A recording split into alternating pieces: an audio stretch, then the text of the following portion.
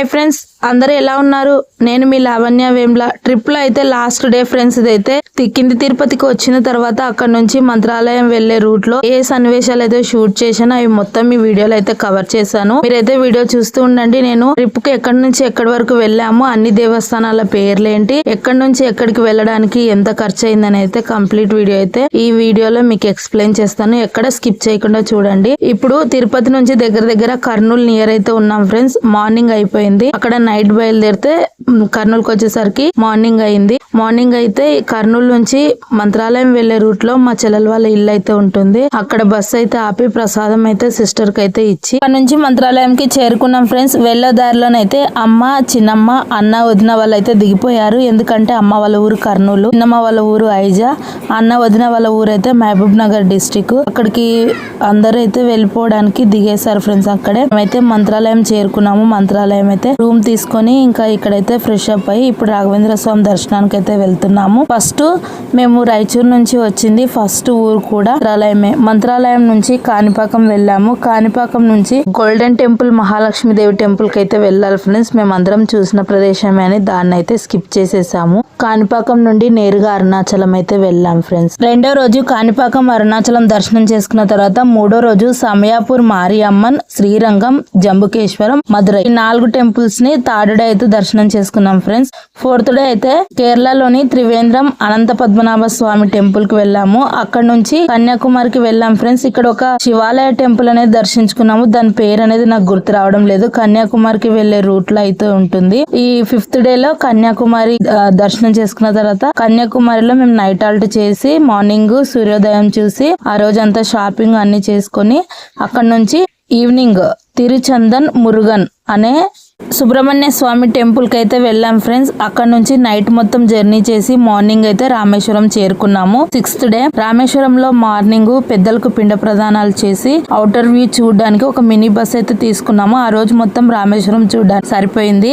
అక్కడ రాముడి వారి పోదాలు, కోదండ రామస్వామి దేవాలయం, ధనుష్కోటి, లక్ష్మణ తీర్థం, రామతీర్థం, సీతమ్మ వారు స్నానం చేసిన గుండం, అబ్దుల్ కలాం హౌస్, పంచముఖి హనుమాన్ టెంపుల్ ఇవన్నీ రామేశ్వరంలో దర్శించాము. ఆ రోజు కంప్లీట్ అయింది. 6th డే మొత్తం జర్నీ చేసి 7th డే తంజావూరు వెళ్ళాము. తంజావూరు మార్నింగ్ చేరుకున్న తర్వాత అక్కడ నుంచి మార్నింగ్ 10 లోపు మేము తంజావూరులో దర్శనం అయిపోయింది. కుంభకోణం, వైద్యేశ్వర టెంపుల్, చిదంబరం 8th డే లో ఈ 4 టెంపుల్స్ అయితే కంప్లీట్ అయ్యాయి ఫ్రెండ్స్. స్వామి మలై టెంపుల్ కూడా ఆఫ్టర్నూన్ దర్శనం చేసుకున్నాం 8th డే లో. అక్కడ నుంచి రిటర్న్ అయితే తిరుపతికి అయితే వచ్చేసాం ఫ్రెండ్స్ 9th డే లో. 9th డే తిరుపతికి వచ్చిన తర్వాత కింది తిరుపతిలో మేము పై తిరుపతికి వెళ్ళడానికి 2 hours టైం అయింది. 10th డే మార్నింగ్ పై తిరుపతికి చేరుకుని అయ్యేసరికి అక్కడ 2 days దర్శనాలు అనేసరికి ఒక రోజు మొత్తం దర్శనానికి అయితే పట్టింది. 11th డే కి అయితే మళ్ళీ రిటర్న్ వచ్చేసాం మంత్రాలయంకి. ఇది ఫ్రెండ్స్ వెళ్ళిన ఊర్లో అయితే ఆల్మోస్ట్ ఆల్ దగ్గర కరెక్ట్ గా లెక్క చేస్తే 50,000 అయింది ఫ్రెండ్స్. కాకపోతే ఇందులో ఒక డిస్కౌంట్ అనేది ఉంది.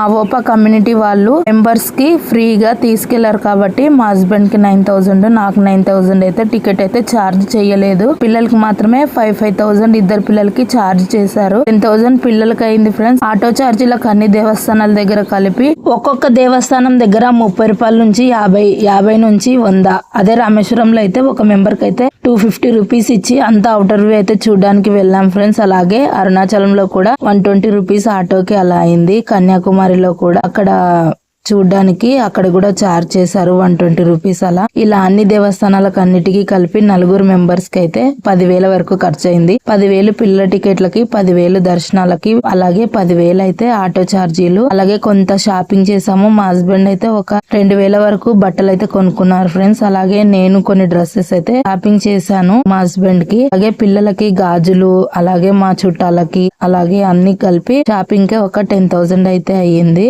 ఇలా ఒక 30,000 వరకు అయితే పైన ఖర్చు వచ్చింది ఫ్రెండ్స్. 3 పూటల భోజనం ట్రావెల్ వాళ్ళు పెట్టినా కూడా పిల్లలు అప్పుడప్పుడు స్నాక్స్ కానివ్వండి ఏదైనా ఒకటి అడుగుతుంటారు కదా, వాటికైతే పైన ఒక 5,000 ఖర్చు వచ్చింది. అలాగే మంత్రాలయంలో రూమ్ తీసుకున్నాము. వచ్చిన తర్వాత మళ్ళీ ట్రావెల్ వాళ్ళకి వాళ్ళకి వెల్నెస్ అమౌంట్ అనేది ఇచ్చాం ఫ్రెండ్స్. 200 పర్ మెంబర్ కి. అక్కడ ఒక 800 అనేది ఖర్చు అయింది. ఇవన్నీ టోటల్ గా అన్ని కలుపుకొని లెక్క చూసుకుంటే గనక దగ్గర 40,000 పైననే ఖర్చు అయ్యాయి ఫ్రెండ్స్. మాకు ఒకటే టికెట్ లేదు. ఇంకా ఇంటికి వచ్చేసిన తర్వాత ఒక 2 days అయినాక ఆ రోజే ఇంకా ఇంట్లో దేవుడిని అయితే సాటర్డే రోజు పూజ చేసి సాగనంపాను. అన్ని షాపింగ్ చేసిన ఒకసారి చూపిద్దామని మీకైతే చూపిస్తున్నాను. ఇవైతే చిట్టి గాజులు మా ఫ్రెండ్ అయితే బస్ లో ఉన్న వాళ్ళకందరికి ముత్తైదులకి 108 అష్టోత్తరం సెట్ అయితే ఇచ్చింది. ఇవి అందరికి ఆడవాళ్ళకైతే పంచింది ఫ్రెండ్స్. అక్కడ ట్రావెల్ అయితే మాకు తమిళనాడులో ఎక్కడైనా సరే లేడీస్ బాత్రూమ్స్ కానీ వెళ్తే 10 రూపీస్ చార్జ్ చేస్తారు ఫ్రెండ్స్. అలాంటి ఖర్చులు, టీ కాఫీ ఖర్చులు, ఇంకా ఏవైనా మన పర్సనల్ ఖర్చులు ఉంటే కూడా అలాంటివి కూడా 1000 అలా ఉంటాయి. ఇలాంటి ఖర్చులు అన్ని కలుపుకుంటే కనుక టోటల్ 50,000 అయితే అయింది ఫ్రెండ్స్. ఇవైతే కొన్ని షాపింగ్ చేసాను. ఇదైతే మంత్రాలయంలో తీసుకున్నాను పర్స్ అయితే. ఈ షాపింగ్ కూడా కొద్దిగా అమౌంట్ అయ్యింది. పిల్లలకి కొన్ని బొమ్మలు తీసుకున్నాము, తెలిసిన వాళ్ళకి కొన్ని గాజులు తీసుకున్నాము, దండలు, అలాగే పిల్లలు ఆడుకునే బొమ్మలు, వీటన్నింటికి కూడా కొంచెం అమౌంట్ అనేది అయ్యింది. నాకైతే ట్రావెల్ లో వామిటింగ్ సెన్సేషన్ ఉంది ఫ్రెండ్స్. వామిటింగ్ టాబ్లెట్స్ వేసుకున్నా కూడా నాకు వామిటింగ్ అవుతూ ఉంటుంది. నేనైతే ఎక్కువ శాతం లిమ్కా ఆర్ 7up తాగుతూ ఉండేదాన్ని. అలాంటి ఖర్చులు కూడా లెక్కలోకి రావు. అలాంటివి కూడా మనం యాత్రకు వెళ్ళినప్పుడు ఎక్స్ట్రా ఖర్చులే అనుకోవాలి. జర్నీ పడని వాళ్ళు చాలా జాగ్రత్తగా ఉండాలి. లేకపోతే బాడీలో ఫ్లూయిడ్స్ అన్ని తక్కువైపోయి కళ్ళు ఎక్కువగా తిరగడం వల్ల చాలా స్టమక్ పెయిన్ వచ్చి చాలా నీరసంగా అయితే అయిపోతారు. చాలా జాగ్రత్తగా ఉండండి ఫ్రెండ్స్. అలాగే వెళ్ళిన ప్రతి చోట మార్నింగ్ ఫ్రెష్ అప్ కావడానికి 4 members కి 8 days 120 రూపీస్ అయితే చార్జ్ అయింది ఫ్రెండ్స్. అలాగే ఇది కూడా ఒక 1000 రూపీస్ అయింది. ఇలా చిన్న చిన్న ఖర్చులు అన్ని కలుపుకుంటే దగ్గర అంతా 50,000 అయితే అవుతుంది. కన్యాకుమారిలో రూమ్ అయితే తీసుకున్నాము. అక్కడ ఒక 1000 రూపీస్ అయింది. పర్టికులర్ గా ఇంత అని రాయలేదు కానీ ఇంత అయితే అయి ఉంటుంది ఫ్రెండ్స్. ఇదైతే అవోప వాళ్ళ కమ్యూనిటీ వాళ్ళకు శారీస్ పర్చేస్ చేసినప్పుడు అయితే మా హస్బెండ్ అయితే షాపింగ్ చేశారు. 700 కి 2 nighties అయితే తెచ్చారు ఫ్రెండ్స్. ఇప్పుడైతే ఈ దండ అయితే నేను తిరుపతిలో అయితే తీసుకున్నాను. ఇవైతే ఇంకా కమ్యూనిటీలో రాని వాళ్ళు ఉంటారు కదా ట్రిప్ కి, వాళ్ళ కోసం అయితే ఇవి వాపస్ తీసుకొని వచ్చాము. మళ్ళీ వాళ్ళు మీటింగ్ కి వచ్చిన రోజు అయితే వాళ్ళకైతే డిస్ట్రిబ్యూట్ చేయాలి. వీటిని తీసి చూద్దాం అనుకున్నాను. ఈ వీడియో తీసి ఆఫ్టర్నూన్ మీటింగ్ ఉండింది. మీటింగ్ లోపు మళ్ళీ అంతా గందరగోళం అవుతుంది ఇంట్లో షూట్ చేస్తే అని. అలాగే బ్యాగ్ లో ఉంచి చూపిస్తున్నాను మీకు. ఫస్ట్ డే చూపించాను కదా శారీ పిక్స్ అయితే, అవే శారీస్ ఫ్రెండ్స్. ఇక్కడ వాళ్ళకి జెంట్స్ కి అయితే కండువా, పంచ, బనియన్లు అయితే తీసుకొని వచ్చినవి మిగిలాయి. ఇది ఫ్రెండ్స్ ట్రిప్ లో అయితే ఫుల్ డీటెయిల్స్ నాకైతే ఇంతవరకే గుర్తుంది. నేను ఎడిటింగ్ చేయడానికి ఇప్పుడైతే 60 days కింద కదా, కొద్దిగా దేవస్థానాల నేమ్స్ అనేవి 2-3 అనేది మర్చిపోయాను. కంప్లీట్ వ్లాగ్ అయితే మీకు ఎలా అనిపించింది అనేది 2-3 పాయింట్స్ లో నాకైతే షేర్ చేయండి. దక్షిణ కాశీ యాత్ర అయితే ఈ విధంగా సాగింది ఫ్రెండ్స్.